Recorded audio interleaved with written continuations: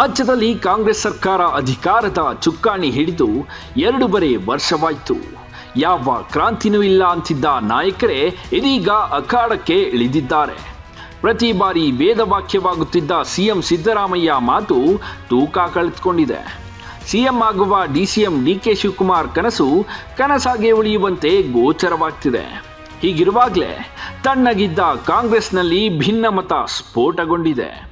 ಬಣ ಸಂಘರ್ಷ ತಾಂಡವವಾಡುತ್ತಿದೆ.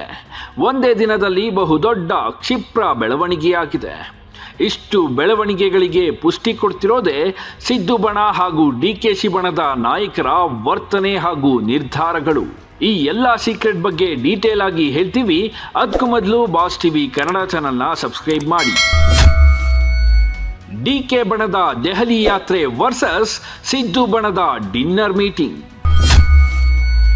ಸೈನ್ಯ ಬಿಟ್ಟು ಕ್ರಾಂತಿಯ ಕಹಳೆ ಮೊಳಗಿಸಿದ್ರ ನಾಯಕರು. ಎಸ್, ಒಂದ್ ಕಡೆ ಕಾಂಗ್ರೆಸ್ನಲ್ಲಿ ನಾಯಕತ್ವ ಬದಲಾವಣೆ ಚರ್ಚೆ ಬಹು ಜೋರಾಗಿತ್ತು. ಇತ್ತ ಸಿಎಂ ಸಿದ್ದರಾಮಯ್ಯ ಹೇಳಿದ್ದೇ ಫೈನಲ್. ಅವರೇ ಮುಖ್ಯಮಂತ್ರಿಯಾಗಿ ಮುಂದುವರಿಯುತ್ತಾರೆ ಅಂತ ಎಲ್ಲ ನಾಯಕರು ಜಪ ಮಾಡ್ತಿದ್ರು. ಆದರೆ ಯಾವಾಗ ಕಾಂಗ್ರೆಸ್ ಅಧಿಕಾರಕ್ಕೆ ಬಂದು 2.5 ವರ್ಷವಾಯಿತು, ಮತ್ತೆ ಪವರ್ ಶೇರಿಂಗ್ ಕಲಹ ಸ್ಫೋಟಗೊಂಡಿದೆ. ನಾ ಮುಂದು ಅಂತ ಎಲ್ಲರೂ ತಮ್ಮ ತಮ್ಮ ಲೀಡರ್ಗಳ ಕುರ್ಚಿಯನ್ನ ಭದ್ರ ಮಾಡಲು ಸರ್ಕಸ್ ಮಾಡ್ತಿದ್ದಾರೆ. ಮೇಲ್ನೋಟಕ್ಕೆ ಸಿದ್ದರಾಮಯ್ಯ ಡಿಕೆಶಿ ಸುಮ್ಮನಿದ್ರು, ಅವರ ಟೀಮ್ ಮಾತ್ರ ನಿರಂತರವಾಗಿ ಬ್ಯಾಟಿಂಗ್ ಮಾಡ್ತಿದ್ದಾರೆ. ಡಿಕೆಶಿ ಬಣದವರಂತೂ ದಿಲ್ಲಿ ಅಂಗಳಕ್ಕೆ ಕಾಲಿಟ್ಟು ಬಂಡೆಗೆ ಸಿಎಂ ಸ್ಥಾನ ಕೊಡಿಸುವ ಪಣ ತೊಟ್ಟಿದ್ದಾರೆ. ತಮ್ಮ ಬಣ ಮುಂದೆ ಬಿಟ್ಟು ಗೇಮ್ ಶುರು ಮಾಡಿದ್ರ ಡಿಕೆಶಿ. ಪವರ್ ಶೇರಿಂಗ್ನ ಅಸಲಿ ಯುದ್ಧ ಈಗ ಶುರುವಾಗಿದೆ. ಸಿದ್ದರಾಮಯ್ಯ ಹಾಗೂ ಡಿಕೆಶಿ ತಮ್ಮ ಬಣಗಳನ್ನು ಮುಂದೆ ಬಿಟ್ಟು ಗೇಮ್ ಆಡ್ತಿರೋದು ಗುಟ್ಟಾಗೇನೂ ಉಳಿದಿಲ್ಲ. ಅದರಲ್ಲೂ ಡಿಕೆಶಿ ಬೆಂಬಲಿತ ಶಾಸಕರ ಬಣ ದೆಹಲಿಯಲ್ಲಿ ಬೀಡು ಬಿಟ್ಟಿದ್ದು ಡಿಕೆಶಿಗೆ ಮುಖ್ಯಮಂತ್ರಿ ಪಟ್ಟ ಕಟ್ಟಲು ಕಾದು ಕುಳಿತಿದೆ. ಮಾಗಡಿ ಶಾಸಕ ಬಾಲಕೃಷ್ಣ, ಆನೇಕಲ್ ಶಾಸಕ ಶಿವಣ್ಣ, ನೆಲಮಂಗಲ ಶಾಸಕ ಶ್ರೀನಿವಾಸ್, ಕುಣಿಗಲ್ ಶಾಸಕ ರಂಗನಾಥ್, ರಾಮನಗರ ಶಾಸಕ ಇಕ್ಬಾಲ್ ಹುಸೇನ್, ಶೃಂಗೇರಿ ಶಾಸಕ ಟಿಡಿ ರಾಜೇಗೌಡ, ಹೊಸಕೋಟೆ ಶಾಸಕ ಶರತ್ ಬಚ್ಚೇಗೌಡ ಸೇರಿದಂತೆ ಡಿಕೆಶಿ ಪಟಾಲಂ ದೆಹಲಿಯ ದಂಡಯಾತ್ರೆ ನಡೆಸಿದೆ.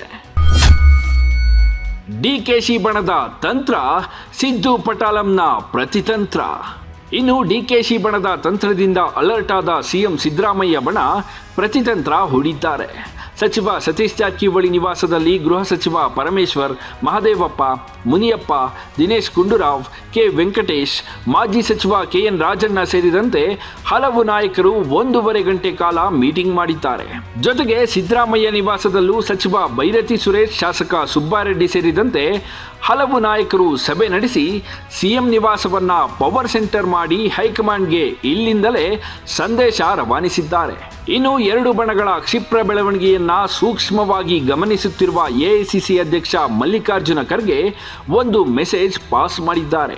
ಬೆಂಗಳೂರಿಗೆ ಬಂದು ಕಾಂಗ್ರೆಸ್ ಕೋಲಾಹಲವನ್ನ ಶಮನಗೊಳಿಸುವ ಪ್ರಯತ್ನದಲ್ಲಿದ್ದಾರಂತೆ. ಬೆಂಗಳೂರಿಗೆ ಬಂದು ಇದರ ಬಗ್ಗೆ ಮಾತಾಡೋಣ ಅಂತ ಹೇಳಿ ಕಳಿಸಿದ್ದಾರೆ ಎನ್ನಲಾಗಿದೆ. ಆದರೆ ಶತಾಯಗತಾಯ ಸಿಎಂ ಆಗಲೇಬೇಕು ಅಂತ ಹಠ ಹಿಡಿದಿರೋ ಡಿಕೆಶಿ ಇನ್ಯಾವ ರಣತಂತ್ರ ರೂಪಿಸ್ತಾರೆ ಅನ್ನೋದು ಕಾದು ನೋಡಬೇಕಿದೆ. Bureau report, boss TV Kannada. Latest ಹಾಗೂ ಇಂಟ್ರೆಸ್ಟಿಂಗ್ ಸುದ್ದಿಗಳಿಗಾಗಿ ಬಾಸ್ ಟಿವಿ ಕನ್ನಡ ಚಾನೆಲ್ನ ಸಬ್ಸ್ಕ್ರೈಬ್ ಮಾಡಿ. ಹಾಗೆಯೇ ಬೆಲ್ ಐಕಾನ್ ಪ್ರೆಸ್ ಮಾಡಿ. ಇದರ ಜೊತೆಗೆ ಫೇಸ್ಬುಕ್, ಇನ್ಸ್ಟಾಗ್ರಾಮ್, ಎಕ್ಸ್ ನಲ್ಲೂ ಮಿಸ್ ಮಾಡದೆ ಫಾಲೋ ಮಾಡಿ.